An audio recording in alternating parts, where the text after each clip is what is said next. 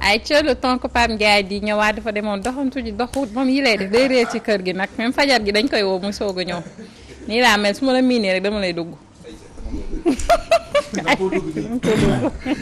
Aïcha donc fidèles téléspectateurs ñu ngi ci la seconde et dernière partie de cette émission donc ci dernière partie bi mu mel ni justice moo ci des donc dañ koy jëlee léegi dikk faram-fàccee ko.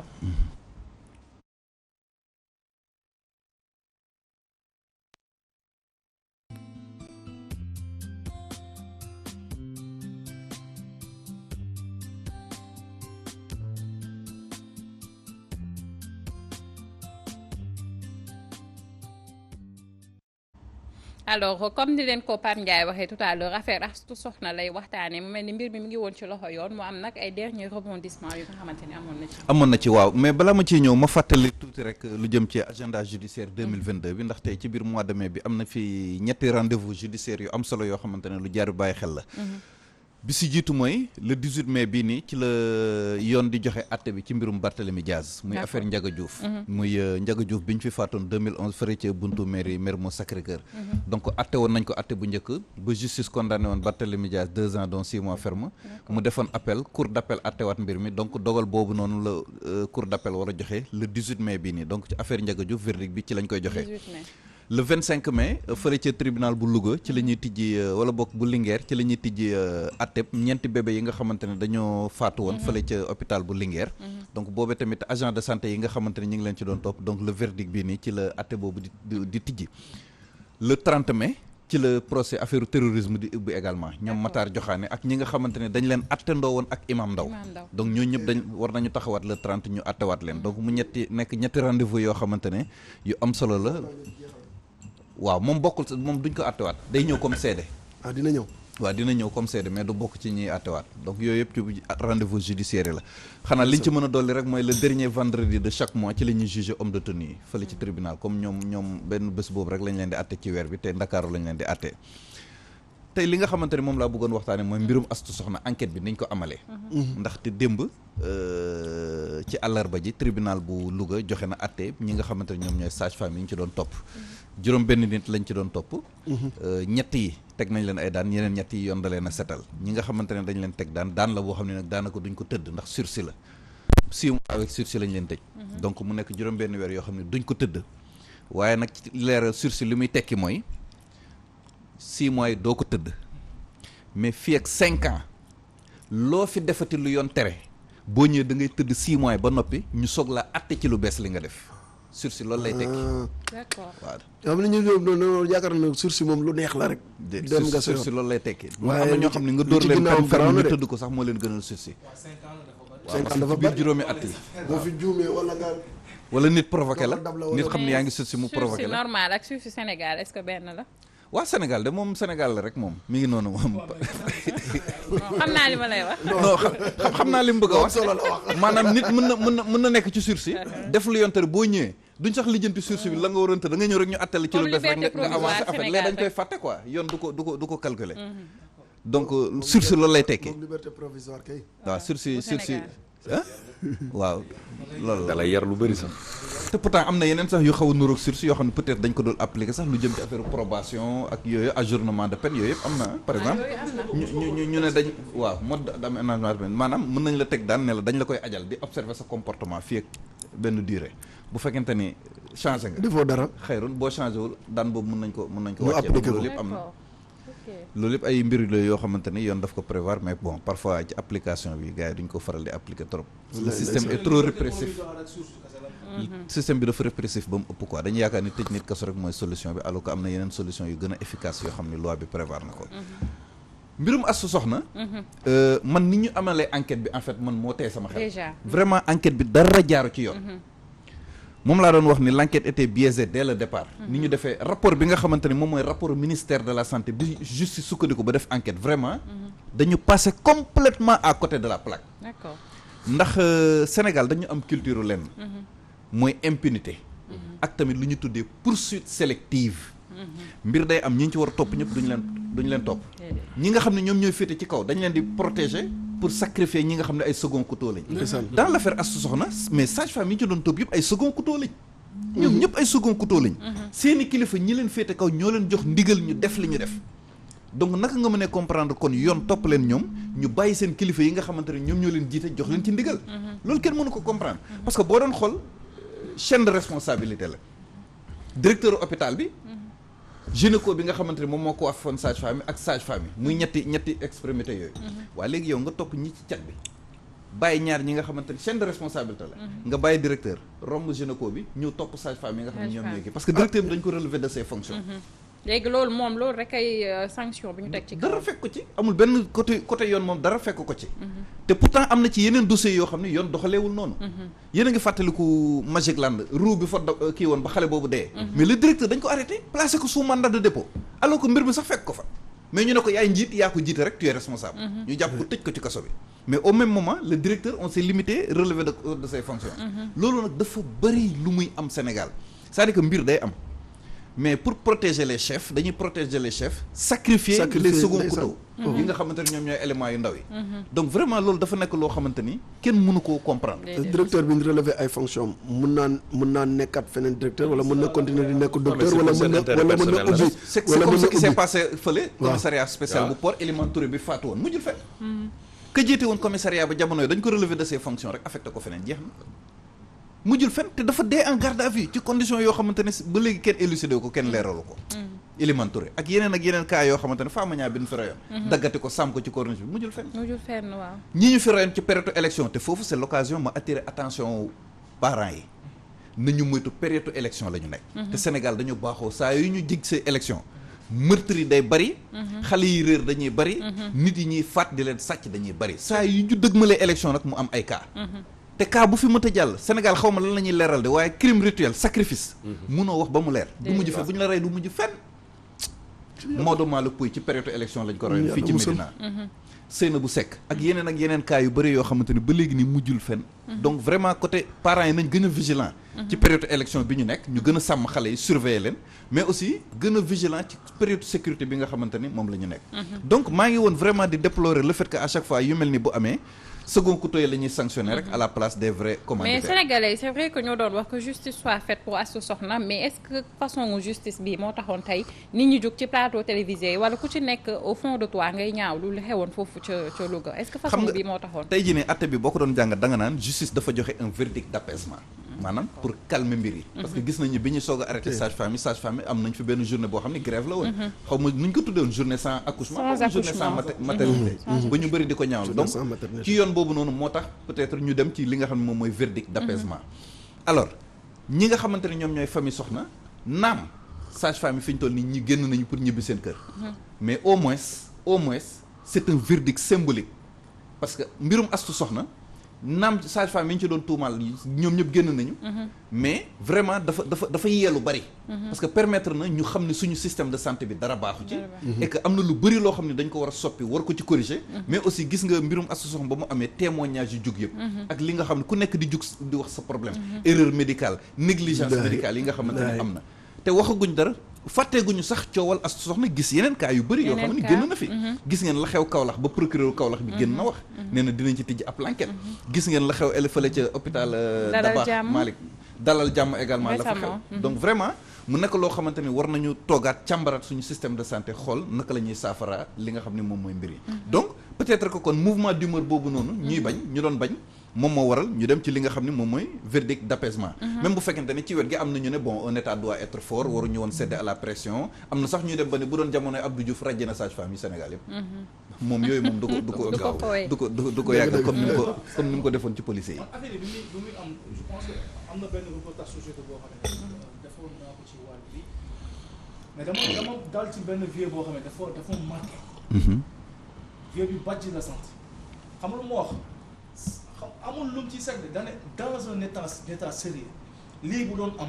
mooy le ministre ci boppam par élégance moom mooy démissionnaire boppam parce que ça montre que ci biir département moom am na ay incompétents yoo xamee ne maanaam voilà donc ñu ngi ci te loolu c'est une manière aussi de dire que moom aussi lajj na c'est-à-dire par élégance warul woon sax toog ba mbir mi di yegg si fii. c'est-à-dire dafa waroon démissionner rek libérer boppam may aussi donc maanaam ñi nga xam ne ñoom ñoo war a def yoon ñu def yoon mais présentement la manière dont ça se passe gis nga circonstance bi nu mu demee nii moo tax soo gisee souvent sage-femme ñu aussi ñu jël seen défense su bopp. y a certaines personnes ñu nga xam ne du ñu comprendre parce que dañ naan non ñii dañoo yabaate ngeen baal ma ci terme bi mais parce que comme xam nañ ne que c'est-à-dire du ñoom kese ñoom waruñu nekk li ñuy tubaab di wax l'agneau du sacrifice. comprendre nga. c'est-à-dire Mbaye Babacar wax na ko tout à l'heure mais c'est évident que le directeur ak toutes ses compétences ne il sera rappelé à d'autres fonctions c'est une évidence mais wax ji mu ngi nekk ci lan mooy li war a mën a tax ñoom ñi nga xam ne ñoom ñoo nekk ci ay sages-femmes ak ay assistantes ak ay infirmiers ils ne sont pas toujours pris en charge comme ni nga xam ne moom mooy ni mu waree. ba ay stagiaires stage mënul ñàkk peut-être mais avec benn considération boo nga xamee ne que sëñ bi dina am conscience bu importante ci alors li muy exercer muy maanaam mainmise bi mu am ci système wala corps boobu jigéen ni mu fragile mu dem ba war a accoucher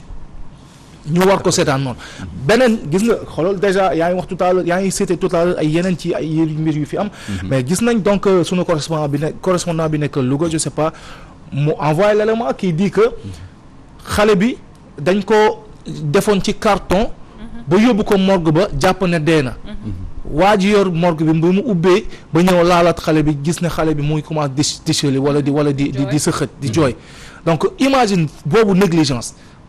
et après fan la mujjee xale bi aussi ba mu demee di ko signaler dañ ko ñàkk kersa gis nga ko wax yu tegg new sukkandikoo ci li mu wax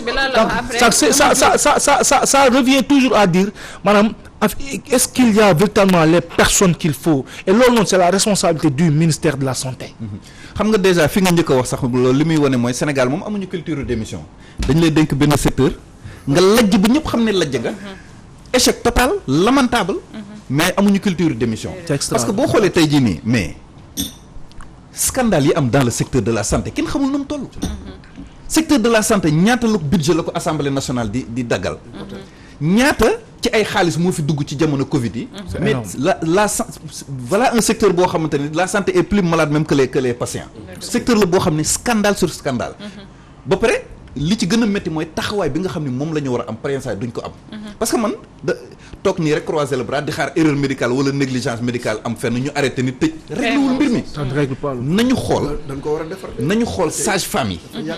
ak ñi nga xam ne ñoom ñooy agent de santé yi lan mooy seen problème c'est quoi le problème fondamental lan moo tax erreur médicale yi bëri lan moo tax négligence di am lan moo tax à chaque fois maladie mënuñu jubóog ñi nga xam ne moom ñooy sage-femme yi wala infirmier wala médecin yi loolu la ñu war a toog jàmbar ko mais pas toog ci roq rek xaar ba benn affaire am nga génnee communiqué wala arrêté nit ñi tëj ko loolu du solution mooy nga xool ñi secteur de la santé c'est quoi le problème yan jafe-jafe la ñuy jànkonteel ba mënuñu satisfaire maladies yi ñëw ci ñoom maintenant boo identifier problème yooyu nga xool noo ci indee ay saafara donc loolu mooy li nga xam ne moom mooy gën a efficace mais da ngay xool problème ñaata nit ñooy dee gis nga Sénégal moom bu yeboo ku nekk jël say responsabilités te xam ni ku fi dee yaa perte surtout urgence alal gën a métti kaw astu soxna rey yaay rey doom mu jël fet ñi ko defoon ñi ngi nii libéré nañ leen ku fi dee yaa perte bu yeboo ku nekk jël say responsabilités xam nga Pape man lan moo di sama jaaxle lu toll ni wér-gu-yaramu doomu aadama ak ni nit fooree ak fa ko suñu borom teg ñu nekk ci am réew moo xam ne dafay am ñoo xamante ni dañuy jàng ngir di taxawu ñi nga xam ne ñoo tawat ngir faj leen te ñooñu man bu fekkee am na damay laaj ndax bu ñu jàngee ba war a dem ngir di taxawu ay nit di leen faj ak fi wér-gu-yaram toll ndax ñooñu am na fu ñu leen di waajalee maanaam loo for leen former leen ba nga xamante ni dañu nekk ay nit ñoo xamante ni ci wàllu moral ak ci wàllu éthique ak ci wàllu déontologie ak ci yar ak ci capacité ak ci xam-xam lépp mate nañ ko ñu doog leen di ñëw xam nga tey ubbi biiru nit war koo saytu wala bopp wala ay gët wala ñu nekk ci doomu aadama ñooñu koy def ndax am na fu ñu leen di former ba saytu leen ba nga xam ne mate nañ ko ci wàll yëpp ñu doog leen a yóbbu ci hôpital yi ok xam nga comme ni ñu ko daan defee ci jàngalekat nga xam ne da nga daan jàng am na diplôme boo fa jógee ñu yóbbu la école normale normalisé la ba nga normal ñu doog laa yóbbu normalisé la ba nga normal xam nga problème bi mooy médecin am na fu ñu leen di former. exactement bu département fac médecine foofu la ñuy génnee. yeneen agent de santé également am na fi école de santé yoo xamante ni ñoom foofu la ñuy génnee. ay DSS ak maanaam am na foo xam ne foofu la ñu leen di tàggatee mais le problème xam nga mooy lan. ñaari problème man laa ci gis. bi si jiitu mooy mais am na ci structure de santé yoo xam ne boo fa demee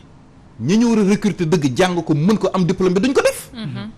mais exemple bi ma ciy joxe mooy hôpital bu Pikine Dominique boo fa demee.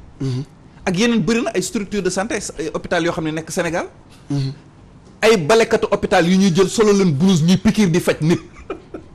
wala ay jaaykatu guichet non li ma lay wax ni ku dem Dominique waa Pikine ñi ngi may dégg duñ ko weddi. jaaykatu ticket. di jaay ticket wala balekat wala raxas c'est-à-dire que attaqué ma balekat yi parce que métier la. métier boo xam ni nit ñi dañ ciy fay ko si daan doole lu baax la amul benn problème mais balekat wala jaaykatu ticket wala raxaskatu oto nga yàgg ci hôpital bi tax ñu solo lu blouse ngay pikiir di faj nit ak mais c'est un scandale ministère de la santé war na jóg ci hôpital Dominique xoolal premier centre de santé bu ñu taxawal Sénégal ba léegi mënul fexe ba passer statut boobu personnel qualifié c'est un problème fi ñu toll ni boo fa demee ña fa nekkoon médecin yu baax doon satisfaire malade yëpp génn nañ leen exemple bi ma si joxe mooy docteur Ka bi nga xam ne Pikine yëpp ñi ngi jooy docteur boobu noonu docteur la boo xamante ne ku amul yërmande ci malade yi nekkoon fële ca Dominique di satisfaire malade yi ñëpp doyloo ko ñu jékki-jékki rek ni dañ ko fay jëlee dañ ko fay attaqué Pikine yëpp jooy nañu ba sonn pour ministère de la santé bàyyi ko fa wala ñu delloo si leen ko au moins Dakar ba léegi defuñ ko te ba léegi il n'est pas encore affecté te bëri na ci ay camarades c'est-à-dire que mënuma comprendre ñu nekk dëkk boo xam ne dañ ne médecins yi doyuñ infirmiers yi doyuñ agent de santé doyul au même moment ministère de la santé bañ a affecté ñi nit ñi mais c'est Sénégal mooy réew moo xam ni man mënuma comprendre Sénégal gis nga c'est un pays exceptionnel yow say médecin doyul médecin yi doo leen affecté ñu dem liggéey nga bàyyi leen foofu ñu tëdd di nelaw rek c'est exceptionnel ba pare ñu ne kenn du ci wax mais Sénégal li fi nekk kenn mënu koo wax quoi mais yaa ngi jël exemple hôpital bu Dominique damay jël exemple hôpital Youssou Mbargane bu Rufisque dama si def benn waxtaan mais je te dis hôpital mu nga xamee ne depuis 97 lañ ko créé maanaam def na plus de 25 ans Pam Ndiaye hôpital boo xamee ne que maanaam polarisé na lu ëpp 12 communes comprendre nga ba ñuy jógee Thiès dañuy ñëw ci hôpital bi pour faju hôpital boo xamee ne que amul scanner maanaam tey jii nii yow nga feebar wala nga def choc wala yu demee noonu ñu war la jaarale ci scanner pour mën a xam exactement amu fa beneen mbir moom mooy hôpital bu nga xamee ne que maanaam rajo nii maanaam depuis presque des mois et des mois rajo yu ngi tombé en panne man ma waxtaan ak le directeur il me fait comprendre que ne maam ay millions ñoo koy gérer et xoolal beneen mbir boo xam ne problème la si secteur santé bi Pam Ndiaye moom mooy les appels d'offres pour marché yi maanaam tey jii le directeur te dit su ma waree jënd bic pour le personnel sax dama war a lancer appel d'offres parce que hôpital laa yor c'est-à-dire et ça me prend minimum 5 à 6 mois comprendre nga c'est-à-dire mu dem ba wax ma ne que su ma sañoon lépp lu aju ci wàllu ay appel d'offres dañ ko dindi parce que urgence du taxaw ñu war a jënd dara wala def dara pour l'hôpital matériel wala ñu demee noonu mais ñu war xaaral encore 6 mois alors que xaalis maa ngi tëdd c'est pas du tout normal donc yooyu noonu c'est des choses yoo xam ne maam daf ko wax ma xalaat ci sama bopp xalaat ci aussi yeneen structure de santé yi nekk au niveau du Sénégal donc loolu vraiment man cri de cœur la bu may lancer déjà benn collectif boo xam ne commencé nañ nekk dañuy def marche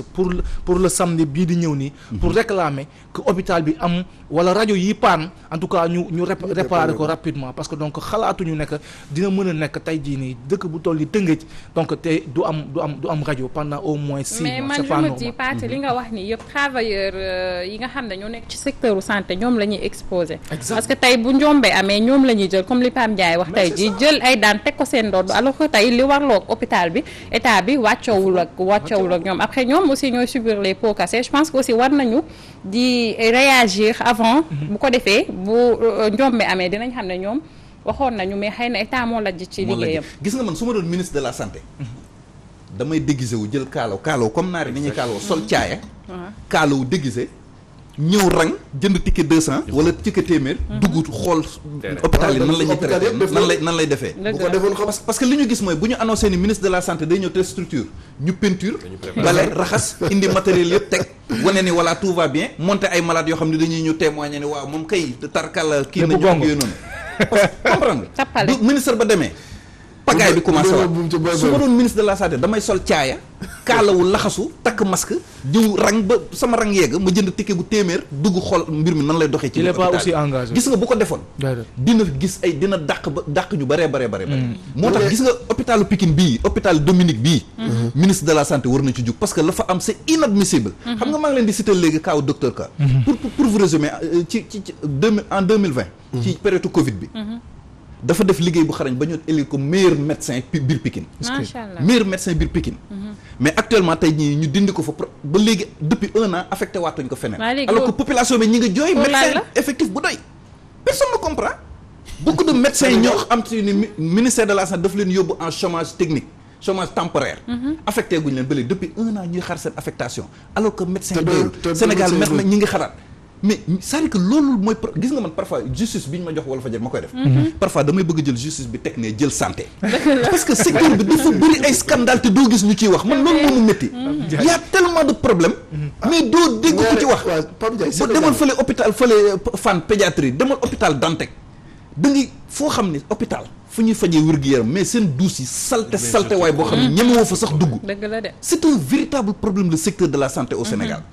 moo tax seen vraiment doy na waar secteur la boo xam ni dafa scandale sur scandale man gisuma secteur bu ëpp scandale secteur de la santé. imaginez benn lit d'accouchement ñu ne ñaari soxna ñoo ciy tëdd.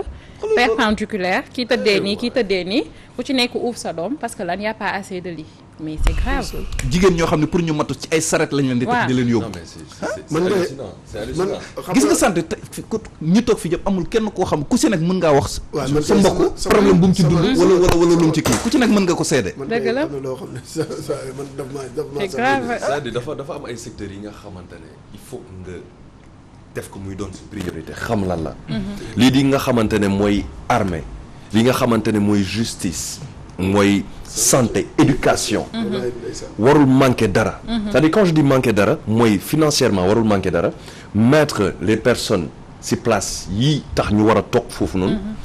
am discipline.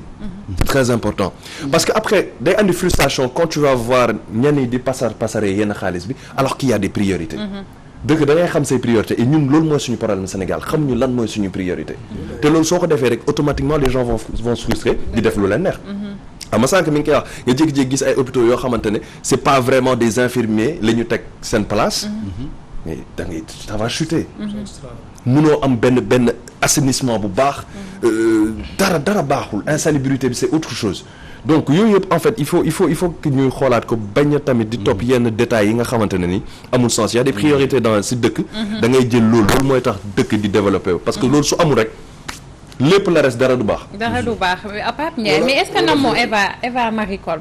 namoo ko Eva Marie Coll Seck. xam nga au moins. ñu bëri ñu koy jooytu parce que moom maîtriser woon na secteur. bien sûr maîtriser na ko. mais on a vu ce qui s'est passé. xeex nañ ko. complot ko. te baax combine ko ba am na tamit ku ñuy wax Bamba Kane nekk professeur agrégé fii ci université Cheikh Anta Diop nekk ku xereñ lool ci wàllu médecine ndax li may wax xam naa ko ndax sama xarit la ñaari nu waxtaan ñu ngi am na sax ñuy xalaat ñu doon xalaat ci réew mi ba ci man sax bokk naa ci xam xereñaayam ci wàllu médecine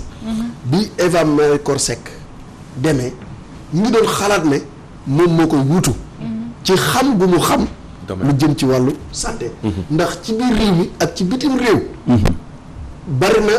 ñu koy dagaan sax ngir mu fay dem di jokkaloog ñoom ci wàllu santé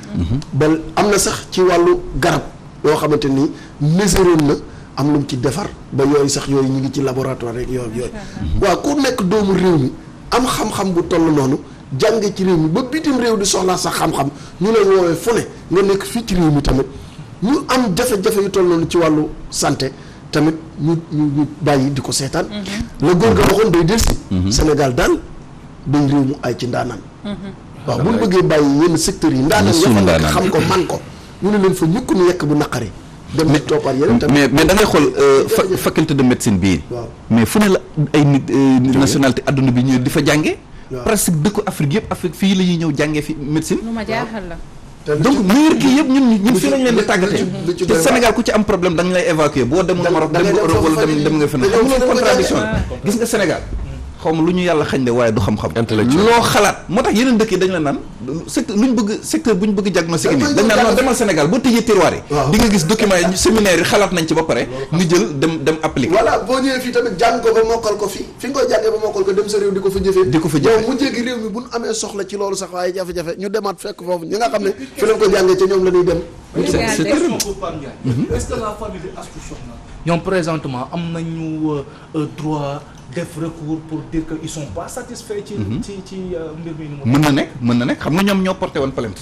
fi ñu toll nii atte bi nii bu leen neexee bu dee d'accorduñ ci am nañ possibilité def appel pour que ñu attewaat mbir mi su boobaa dañ koy yóbbu ci cour d'appel région bu am cour d'appel pour que ñu attewaat mbir mi loolu mën na nekk mais même sax maanaam man damay léegi au cas où pas excuse au cas où tey ñoom ñu bañ a def recours est-ce que état am na aussi obligation mu poursuivre c'est-à-dire mu est-ce que am na jamono wala boog benn considération juridique boo xamee ne que war a mën tax état gën a xóotal donc. procureur mën na def appel. procureur ci boppam moom ci boppam mën na def appel. d'accord waaw mën na def appel parce que moom la mu bu gisee ni la mu sàkk woon bokkul ak li nga xam ne moom lañ tey kii bu ko neexee moom ci boppam mën na def appel. ñaari appel sax mën na amandoo procureur mën na def appel famille Astou Sokhna def appel mais man ni même bu famille Astou Sokhna deful appel même bu fi yemoon sax mu ne xam nga lu tax. parce que. xam nga kaaw Astou Sokhna dafa feeñ mais yàgg nañ ko def ay nit mujjul fenn y a beaucoup de cas qui passent sous silence li tax ma ne bu fi yemoon sax mu neex mooy au moins même bu fekkente ni ñoo ñëpp génn nañu sax mais lancé nañu signal bu fort tax na vraiment ñu réveiller ay scandale yu bëri découvrir lu bëri xam ne suñu santé bi li ci feebar ak liñ ci war a jubbanti dafa bëri donc xam nga du ñëpp la ñuy laal di nga laal koo xamante ni da nga koy xeeb mais ndekete boo ko laalee rek laal nga loo warul ta laal il aura fallu que kaaw Astou Sokhna am mais bi mu amee xool leen ñaata témoignage ngay dégg ci plateau de télévision yi ñun ñuy toog ci plateau bi amul koy dugg këram te doo fa fekk cas boo xamante ne problème de santé am na ku fa am soit négligence wala erreur médicale man de jëkk a jaaxal sax man am naa ci cas boo xamante nii sama soxla bi defee sox benn ci hôpital yi bi ñu ko fa yóbboo ordonnance bi ma bindal daanaka mat na fanweeri junni 150 000 mais ba ma ko jëndee ba indi ko mbuusu ñaar fukki yi ci laa ko def bi ma ñëwee ba jox ko docteur bi xam nga lan ko ci defal benn piqûre antitétanique lañ ko ci piqûre. ana yi ci des. man kay dama doon bëgg a xeex man kay benn seconde laa doon wër man kay xeex rek laa bëggoon. ku bindoo su ma jógee sama soxna ci moom ma ne ma jar ko dañ dem. dañ koo piqûre antitétanique génn ko ñu ñibbisi. léegi ma aussi en fait lancer benn appel seulement. parce que bi mbir mi amee dama am sama benn xarit boo xam ne en fait il est médecin mu ngi exercer à Mbour. c'est-à-dire moom dafa sentir ne population bi dañu nekkoon di acharné wu ci ñoom acteurs de santé yi. waaw moom loolu la sentir quoi. loolu la sentir waa ji ndeysaan da doon liggéey ba 20 heures te heure wàccam 16 heures la. waaw mais par frustration ndeysaan. alors moom mu décidé ne. non sama heure wàcc bu jotee 16 heures du ma ci teg 1 minute. c'est-à-dire je quitte l'hôpital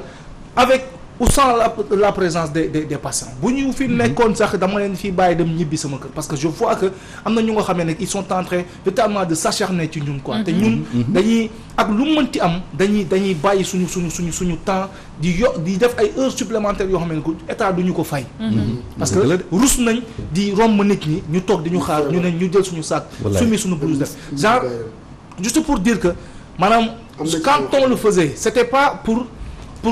les diaboliser parce que mënul ñàkk dëkk te amul un médecin wala boog corps médical bu nga xamee ne que man dañ leen yittewu mais ñu comprendre que ne genre humeur boobu noonu waru leen frustré c'est-à-dire qu'ils comprennent que ne ça loolu daf lay wane ne ñun on a encore besoin d'eux suñu leen soxlawul woon duñ leen mere bien sûr mais li nga paate di wax ni daf si bëri ay cas de c'est vrai man j'en ai vu des médecins yoo xam ne fu toll nii mayeetuñu 1 minute ci seen ay. oui parce que li ñu warloo ak ñoom defuñu ko. par exemple boo jëlee ñeneen ñi am na ci agent de santé yoo xam ne mais li ñuy fayee ko lu bon. mais ay 50 000 te ay risques la ñuy jël. moo ko déggee dama choqué man. ay salaire 50 000 ak ay 35 000 ak lu ne am na fi. non Diouf Sarr nee na loolu amul de. moom Diouf Sarr moo nekk ministre bi nga xam ne moom yëgul li xew. j'ai l'impression en tout cas nee na amul. de toute façon loolu bëggoon naa déjà ñu gën ci bàyyi xel c'est-à-dire bi ñu ko doon bu ñuy def loolu noonu quand la population disait ce genre de choses c'était pas pour yàq deru médecin wala bokk yu demee wala noonu sage-femme mais dañoo wane ne maanaam soxla nañu rek suñu leen soxlawul woon wax dëgg fa yàlla duñ fi nekk di mer wala di am leen lu ñuy bind quoi xam nga donc parce que foo gis ñu am yërmande baax laa biir nga xamante ni ñoom ku leen ko gis xam ne ay vrai médecin lañ ñooñu wax dëgg yàlla bu ñuy wax sax ñooñu taxuñu ñuy wax voilà waaw ndax am na yoo xamante ne su jógee da ngay xam ne ñëpp kat du ñëpp bokkoo ci di nga xam ne yow au fond de toi di nga xam ne man ñii di def lii yow taxaw doonte maa ngi ci métier mi mais man bokkuma ci ndax man am naa yërmande laabiir naa yéene naa ñëpp ku ma faj nga wér nga dem ñu war sa kër xam nga wax dëgg yàlla duñ ci bokk mais am na ci liñ naan benn pomme de terre bu nëb ci saaku day yàq gi mais gis nga dama toogoon di waxtaan ak ay jigéen yu bari bi affaire bi amee boo xamante benn débat nii rek boo xamante ni ñoom jaar nañ ci accouchement mais dañ la ciy defal de ces confidences yoo xamante ni ñi leen doon xaw ma réew lañ koy xaw kaddu yi ñu leen doon wax ak ñi ñu doon comporté woo ak ñoom dama ne noonu li mënul nekk loolu kuñ bu ñu la ko wax yow doo ko gëm sax ku si nekk ak histoire bi nga xam ne dund na ko mais nag comme li Mbaye Babacar wax du ñëpp am na ñoo xam ne vraiment seen liggéey dañ koy teg ci yoon mais am na ñeneen ñoo xamante ni tamit problème li si bëri parce que boo xoolee population bi dafa jaxase waa santé ak population bi parce que fayu leen fay yu baax joxuñ leen matériel yu doy ba pare da nga ñëw ci benn hôpital boo xam ne yow malade bi li ko war a faj matériel boobu amul fa te bu deewee malade bi fam yow waa foofu lañ koy ji en tout cas donc doy na waar loolu ñu defaraat toogaay rek te ñi nga xam ne ñoom dañu nekk ci yoon bi vraiment ñu leen di encouragé te di leen wax ni que population bi soxna lañu leen bu baax a baax Pape Ndiaye ce fut un plaisir macha allah plaisir partagé solo bu baax a baax ayca di la jox rendez-vous semaine prochaine incha allah donc fidèles téléspectateurs mu mel ne lii moo nekkoon ci déj bu tay bi de Thioro Maxu Mandela ak Assane Gueye namoon nañ leen bu baax a baax on espère que semaine prochaine incha allah di ngeen fi teew